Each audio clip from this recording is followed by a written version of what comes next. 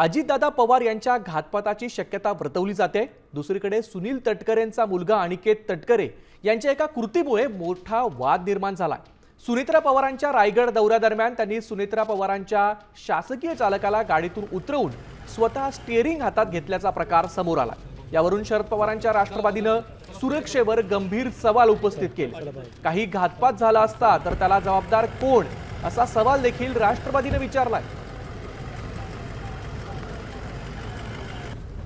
उपमुख्यमंत्री दर्जाच्या सुनेत्राताई यांना झेड दर्जाची किंवा वाय दर्जाची सुरक्षा असताना, एवढे सुरक्षा रक्षक असताना XYZ कोणीही कार्यकर्ता येतो किंवा तटकरे येतो, तटकरेंचा मुलगा येतो अनिकेत तटकरे, मला एक सांगा, एवढी सिक्युरिटी असताना त्या सिक्युरिटीमधलं कुणीतरी त्याला विचारलं का, त्यांना विचारलं का की तुमच्याकडे लायसन्स आहे का, किंवा तुम्हाला कोणी गाडी चालवायचं तुमच्याकडे प्रशिक्षण आहे का? घातपात झाला असता त्याला जबाबदार कोण? जवळपास 40 ते SPG कमांडो त्यांच्याबरोबर सिक्युरिटीला हवेत, ते कुठे गेले होते? कुणीच त्याला कसं काय नाही विचारलं? हेच एकदम चुकीचं आहे।